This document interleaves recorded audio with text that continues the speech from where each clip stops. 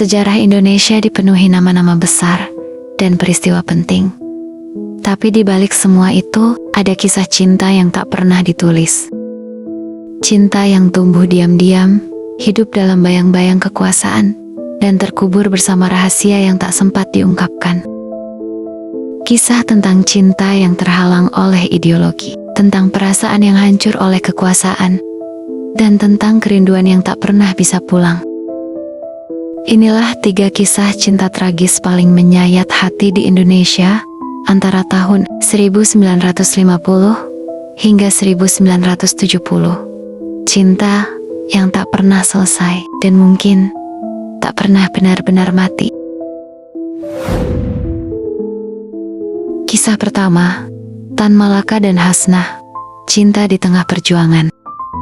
Di tengah perang kemerdekaan yang belum usai, Tan Malaka hidup dalam pelarian. Ia adalah pria paling dicari di Indonesia kala itu, bukan oleh Belanda, tapi oleh bangsanya sendiri. Di sela pelariannya, Tan Malaka tinggal di sebuah desa di Sumatera Barat. Di sana, ia bertemu Hasnah, seorang guru muda yang mengajar anak-anak desa. Hasnah adalah gadis cerdas, berani, dan terpesona dengan pemikiran Tan Malaka. Mereka sering berdiskusi di bawah pohon randu, membahas masa depan Indonesia. Hasnah jatuh cinta, dan Tan Malaka, untuk pertama kalinya, merasa ingin berhenti berlari. Ia bahkan sempat mengatakan, "Andai aku bukan buronan, aku ingin hidup tenang bersamamu." Namun nasib berkata lain. Pada Februari tahun 1949, Tan Malaka ditangkap oleh tentara Republik. Hanya beberapa jam setelah ditahan, ia dieksekusi tanpa pengadilan, dan jasadnya dikubur tanpa nisan.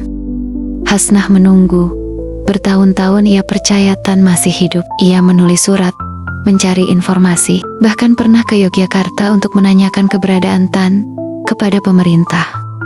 Hasnah tak pernah menikah. Ia meninggal pada tahun 1980-an dalam kesendirian, dengan satu foto Tan Malaka di bawah bantalnya. Mereka tak pernah menikah, tak pernah punya rumah, tapi mereka punya cinta yang tak hancur, meski tubuh tak lagi bernyawa. Kisah kedua, Aidit dan Wanita Senyap, cinta yang hilang bersama revolusi.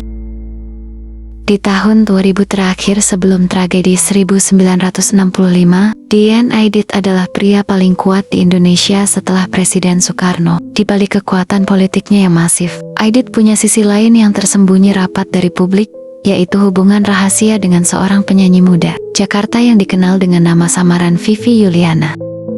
Vivi dikenal di kalangan seniman sebagai sosok pendiam tapi memikat. Ia sering bernyanyi dalam acara-acara sosial dan pertemuan politik, di mana Aidit hadir sebagai tamu kehormatan. Di sanalah benih hubungan itu tumbuh. Aidit yang telah beristri, menjalin hubungan diam-diam. Vivi yang masih sangat muda, tertarik pada kecerdasan dan visi Aidit. Tapi di luar itu, hubungan mereka bukan sekadar asmara. Vivi menjadi tempat curhat, saksi kegelisahan Aidit yang mulai merasakan bahaya menjelang G30S. Konon, Aidit pernah menyuruh Vivi meninggalkan Jakarta agar aman, tapi Vivi bersikeras tinggal, bahkan membantu menyembunyikan Aidit ketika situasi memanas. Namun, sejarah bicara lain. Aidit tertangkap di Solo dan dieksekusi secara diam-diam oleh militer pada Oktober tahun 1965. Namanya hilang dari buku pelajaran, dan Vivi tak ada kabar. Banyak yang percaya dia dibunuh atau dipaksa menikah oleh seorang perwira untuk mengubur aib. Yang lain mengatakan dia gila dan hidup terasing di daerah Kalimantan. Yang pasti, tidak ada yang pernah menemukan Vivi lagi.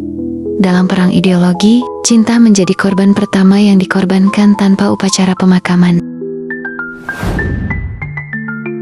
Kisah yang terakhir, Bing Slamet dan perempuan yang menghilang. Semua orang tahu Bing Slamet sebagai pelawak legendaris dan musisi hebat Indonesia. Tapi hanya segelintir yang tahu bahwa di balik tawa dan panggung, Bing menyimpan kisah cinta yang rumit dan menyedihkan.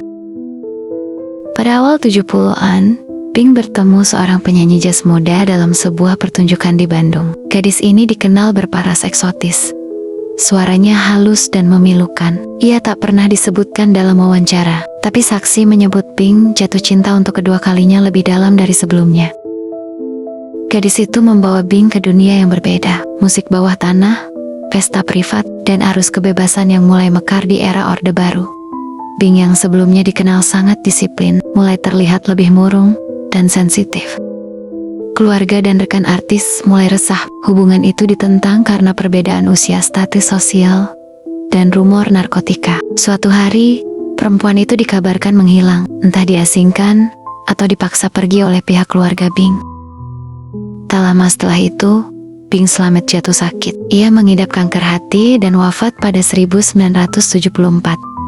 Namun, sebelum wafat, Bing sempat berpesan kepada anaknya untuk jangan pernah menyalahkan cinta. Ia meninggalkan satu lagu yang tidak pernah dirilis secara resmi, sebuah lagu jazz dengan lirik yang tidak biasa. Jika kau temukan aku di senyap, ingatlah, aku pernah mencintai dalam diam.